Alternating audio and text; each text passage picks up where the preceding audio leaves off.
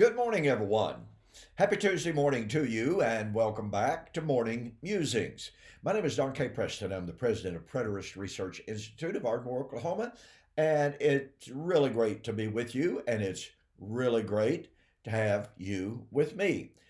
And by the way, let me say how much I appreciate so very, very much all of the wonderful private messages that I have gotten in response to uh, the debate that I had this last Saturday with Dr. Richard Carrier. He's a well-known, uh, universally known or widely known, uh, atheist. He denies the existence of Jesus. Uh, Strangely, of course, he says, well, if Jesus existed, then what the Gospels record about Jesus saying about his coming all lied, he lied or he failed.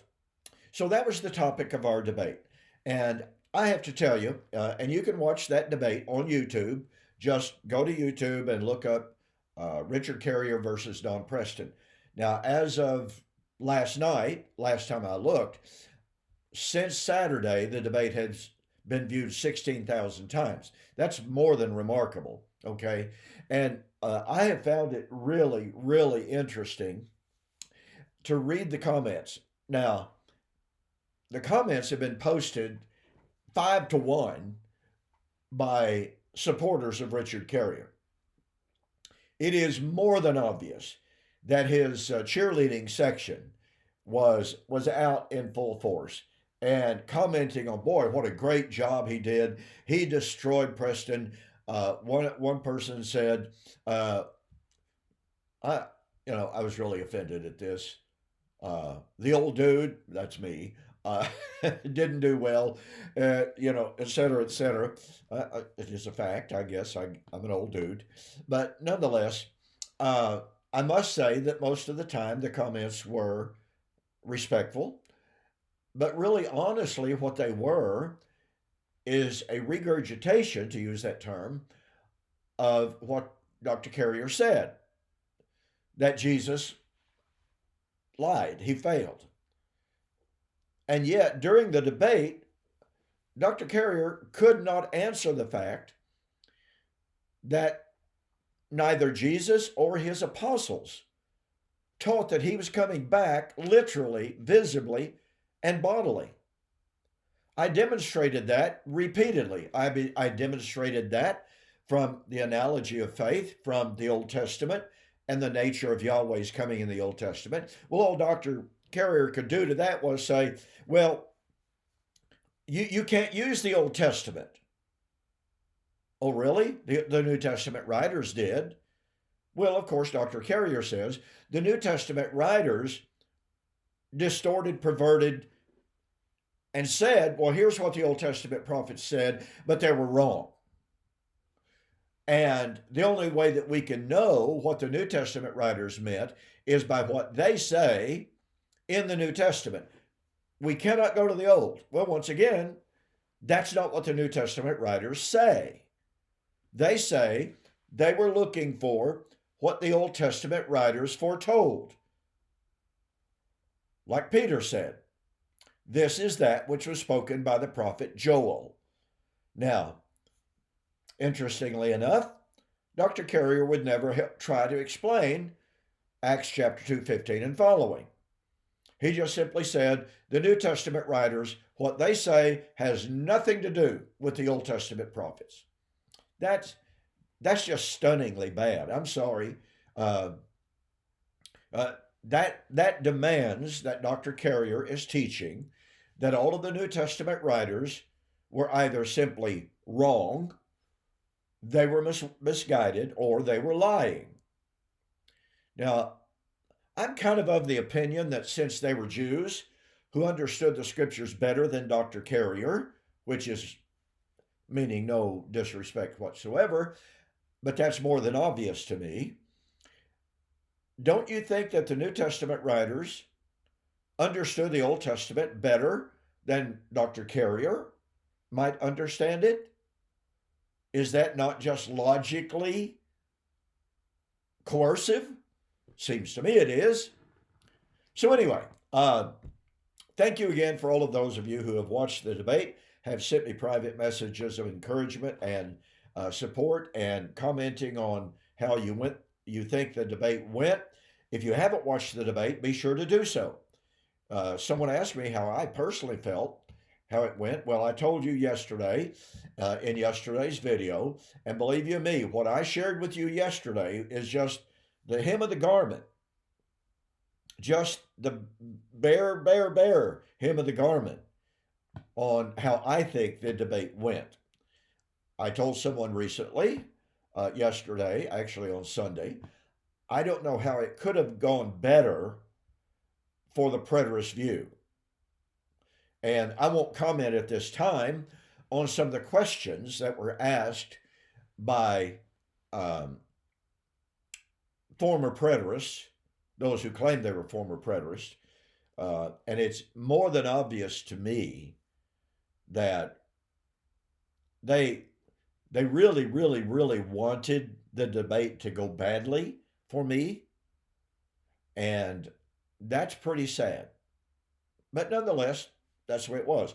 But later, perhaps tonight, I don't know if William Bell has had the opportunity to watch the debate or not, but if he has, we'll be talking about it.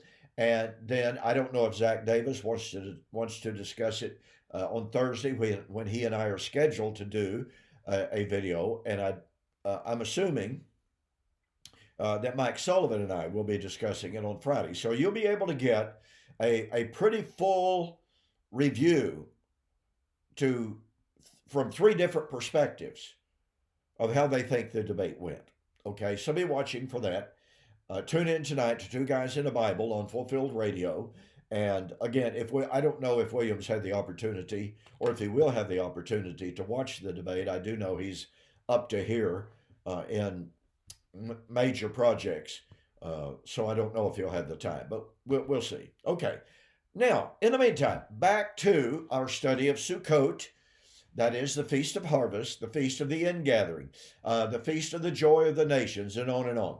Those are different names, different titles, different descriptions of the Feast of Sukot.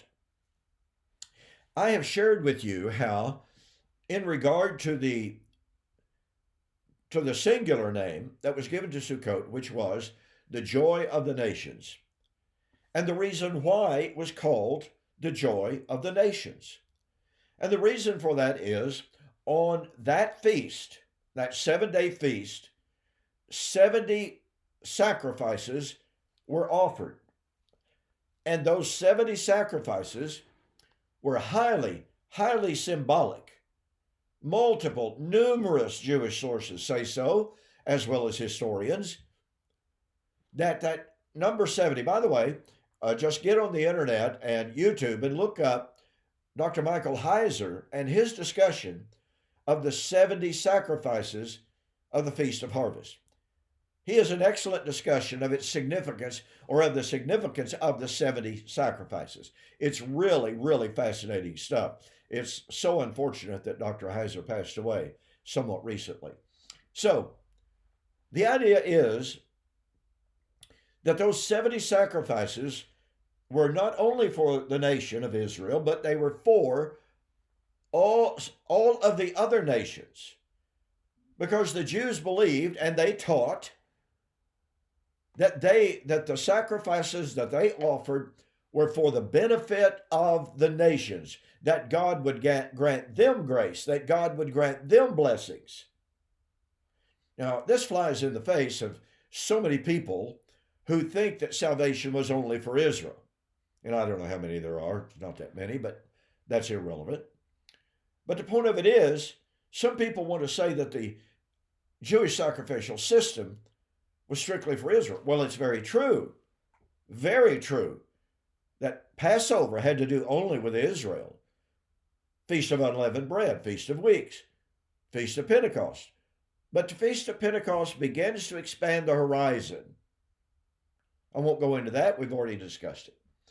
So, one of the things that I've shared with you that I think is incredibly significant is from the book of Zechariah, and I want to segue from that into the book of Revelation, as I've been sharing with you over the last couple of videos. Zechariah 14 depicts, number one, the day of the Lord, the coming of the Lord with all of his saints, and it would occur at the time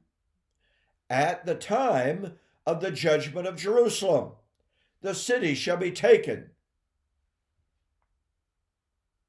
the inhabitants carried off captive. But flowing directly out of that destruction and judgment of Jerusalem was to be a new Jerusalem. And flowing out of that new city was the river of life. And it would flow, as it says, to the former sea and the hinder sea and the former sea.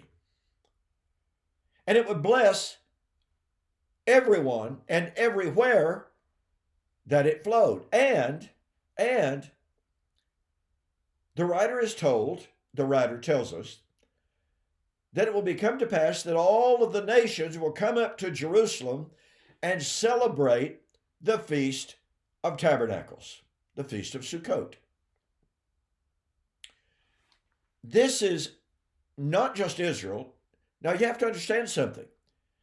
In the restoration of Jerusalem, which is what this is all about, the restoration of Zion is the restoration of all 12 tribes. This is found throughout the Tanakh. So let me reiterate, it's critical to understand that the vision of the restoration of Zion is the vision of the restoration of all 12 tribes of Israel. In Messianic prophecy, you do not have the restoration of Zion without it including all 12 tribes, period. End of story. But now, in addition to the restoration of Zion, i.e., all 12 tribes, you have the nations of the earth coming to Zion. Now, what this amounts to is salvation is to the Jew first, and then to the nations or the Greeks. That's what this is. Salvation for Israel first, then flowing to the nations. And they would be celebrating the Feast of Tabernacles. Well, the Feast of Tabernacles is the Feast of Resurrection. That's one of the reasons why I wrote this book, Resurrection Feast Fulfilled, a study of Israel's last feast day and its relationship to resurrection. So here in Zechariah 14, you have the nations of the earth after the fall of Jerusalem celebrating Sukkot. Now, by the way, these two books are on special for the rest of this month, October 2024, U.S. orders only. Just go to my website, donkpreston.com, and order these two books. There's a beautiful banner right up at the very top. Your total delivered price is $39.95. That's going to save you over $20. But the question becomes, is this indicating a literal, physical, material celebration of Sukkot? Well, if that's the case, then the law of Moses is going to be restored, which is false. So what does this indicate? It indicates that the fulfillment of Sukkot, i.e. resurrection, would be celebrated. Sukkot pointed forward typologically, material and physically, to the greater spiritual reality. You see, type and antitype. Types did not foreshadow physical realities, with a possible exception of a couple, and that's maybe, okay, but I'm not going into that. The point of fact is that in the huge majority of cases, the physical practices of the feast, of the typological feast days pointed forward to spiritual fulfillment.